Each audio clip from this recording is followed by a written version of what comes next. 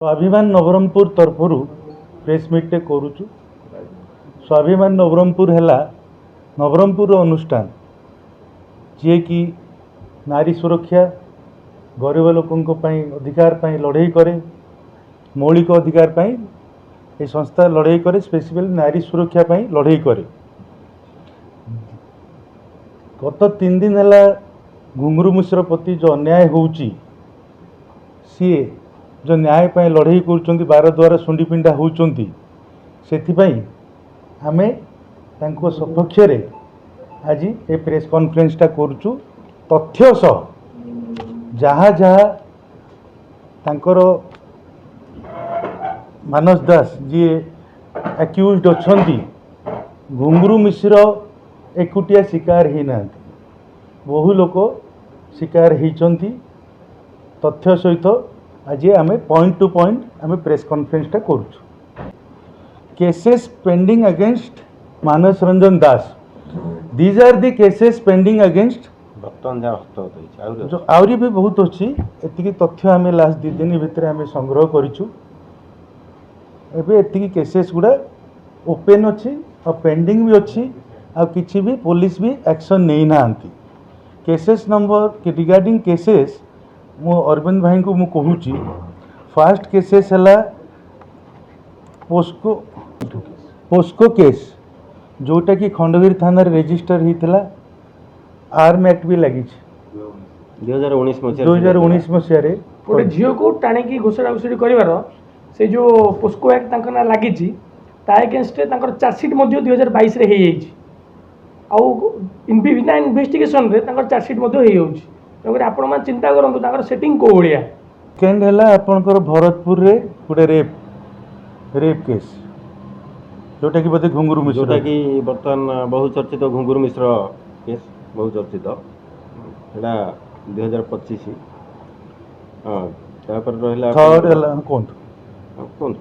Third है चंदकार गोटे case अच्छी 285/25 जोटा कि एट्रोसिटी केस। सीतू बेहरा बोल कि जड़े लोक से जबरदस्ती पैसा आदाय करी जे कि एट्रोसिटी केसटे फाइल होती। पुलिस भी एक्शन नहीं कि नहीं जना पड़नी। विभिन्न थाना अच्छी सीतू बेहरा को जहाँकि से शुद्ध तांकर किछिटा चेक रखी चेक रखी ताकू बाउंस कला परे मध्य ताकू जोर जबरदस्ती बंधक लगे पैसा आदाय करथिले। मुख्य हूँ ब्लैंक एग्रीमेंट और ब्लैंक चेक जहाँ आधार रे सी लोक मान पैसा दियंती और तापर तांको ब्लैकमेल करिकी पैसा तो देले ठीक अच्छी तार सुध मूल प्लस दिन बाय दिन लेट हेले 10,000 टंका 20,000 टंका फाइन पकईकी डबल डबल पैसा आदाय करती। जदि पैसा नदेवे ता उपरे कौन करेंगे चेकटा को मन इच्छा अमाउंट पकईकी बाउंस करदेवे। यही भाया गोटे केस नुहे बहुत गुटे केस ना अच्छी। आ गोटे है खंडगिरी आर्म्स एक्ट केस लगी एफआईआर नंबर केते 730/25 पुलिस एक्शन नहीं एटा ओपन अच्छी बर्तमान एक्शन नहीं ना पुलिस ता ऊपर एक्शन नहीं कि ताको इमीडिएटली अरेस्ट करू पथे।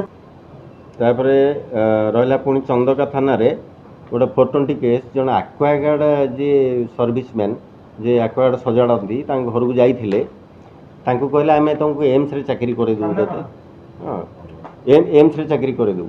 एम्स रे चाकरी करवा फल से पिलाटी 1,60,000 टका देता से विक्टिम बर्तमान आम ग्रहण उपस्थित अच्छा विक्टिम।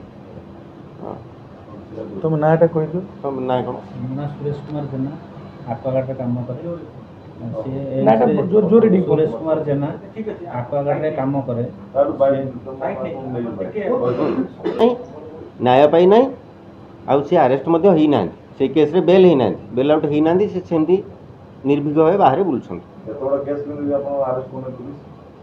सेटा पुलिस की पचारिबा बोधे दायित्व गणमाध्यम भावुची।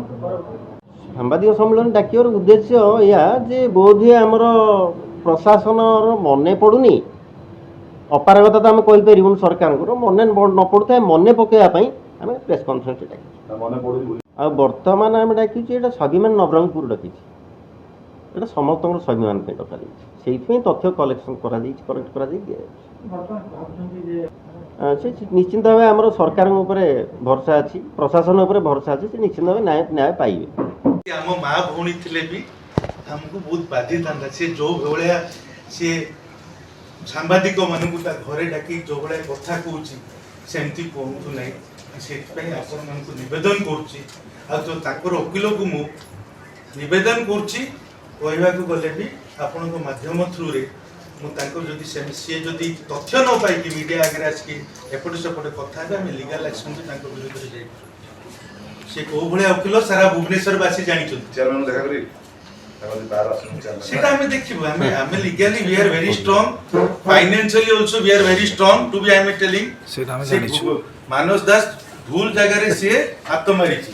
যদি ওড়িশা সরকার আমকো ন্যায় দেইব নাই, দিল্লি চলো, চালি চালি দিল্লি যাও ম্যাডাম। যেমনি রাউরকেলার যেমনি মোদি কো ভেটাবাকু নিশিকান্ত মুক্তিকান্ত যাইতিলা, ঘুঙ্গুরু মিশ্র ভুবনেশ্বর চালি চালি মাসে লাগু, কিন্তু চালি চালি দিল্লি যাবো ইন্ডিয়া ফ্লাগ ধরকি। সেতবেଳକୁ ଦିଲ୍ଲୀରେ ଯେତେବେଳେ ଏ ପ୍ରଶାସନର ମୁହଁ ସେଇଠି ଦିଲ୍ଲୀ ଝିଅ ନା, ସେଇଠି କ୍ୟାଣ୍ଡେଲ ମାର୍ଚ୍ଚ ବି କରିବୁ। ସେଥିପାଇଁ ପ୍ରଶାସନକୁ ମୁଁ ହାତ ଯୋଡ଼ି କହୁଛି, ଆପଣ ତତ୍ପରତାର ସହିତ ଆକ୍ସନ ନେଇକି ତାକୁ ଇମିଡିଏଟଲି ଆରେଷ୍ଟ କରାଯାଉ। ଗନ୍ ଲାଇସେନ୍ସ ଇମିଡିଏଟଲି କ୍ୟାନସଲ କରାଯାଉ। ଗନ୍ ଲାଇସେନ୍ସ ତାକୁ ଇମିଡିଏଟଲି ଏତେ ଆର୍ମ ଆକ୍ଟ ଲାଗିଛି, ତା ଲାଇସେନ୍ସଟାକୁ ଆପଣ କ୍ୟାନସଲ କରୁନାହାନ୍ତି। ଆପଣ କୋଉ ଭଳିଆ ଫେଭର ନେଇଛନ୍ତି ତାଙ୍କଠୁ? ରିନ୍ୟୁ ମଧ୍ୟ ସେ କରୁଛନ୍ତି ଲାଇସେନ୍ସଟାକୁ ତାଙ୍କର 2023 ନା 24 ଯାଇ ଖଣ୍ଡଗିରି ଥାନା ସେ ରିନ୍ୟୁ ମଧ୍ୟ କରୁଛନ୍ତି। ଆମେ ଯାହା ପାଇଁ ଡିସିପି ଅଫିସରେ ଯାଇକି ଡିସିପି ଙ୍କ ସାଥ ଦେଖା କରିକି ଆମେ ପ୍ରୋଭାଇଡ କରିଥିଲୁ ଯେ ଏଇ ବନ୍ଧୁକ ଲାଇସେନ୍ସ ଏଇ ନମ୍ବରରେ ସେ ବନ୍ଧୁକ ଧରିକି ଲୋକମାନଙ୍କୁ ଧମକଉଛନ୍ତି, ଡରଉଛନ୍ତି। ଅଥଚ ଡିସିପି ସାର୍ କହିଲେ ଫୋନ କରିକି ନିଜେ କଥା ହେଲେ ଥାନା ସହିତ, କିନ୍ତୁ ସେମାନଙ୍କ କହିବା କଥା ଯେ ଆମେ ତାକୁ ଦେଖିବୁ ନେକ୍ସଟ, କିନ୍ତୁ ଏପର୍ଯ୍ୟନ୍ତ ବୋଧେ ପ୍ରାୟ 2 ମାସ ହେଇଗଲାଣି ଆମେ ଯିବାର, ଏପର୍ଯ୍ୟନ୍ତ କୌଣସି ନିଷ୍କର୍ଷ ବାହାରି ପାରିନି। ଯଦି ତଥାପି ମୁଖ୍ୟମନ୍ତ୍ରୀ ଜାଣିପାରି ନ ପାରିକି ସେ वेस्टबेंगल जाउछन्ती प्रचार रे, आसाम जाउछन्ती प्रचार रे, ताले आमे दिल्ली जाऊ। दिल्ली रे जदि हमको न्याय न मिलला, आत्महत्या दो, आ तो किसी बाट नहीं ना। धन्यवाद।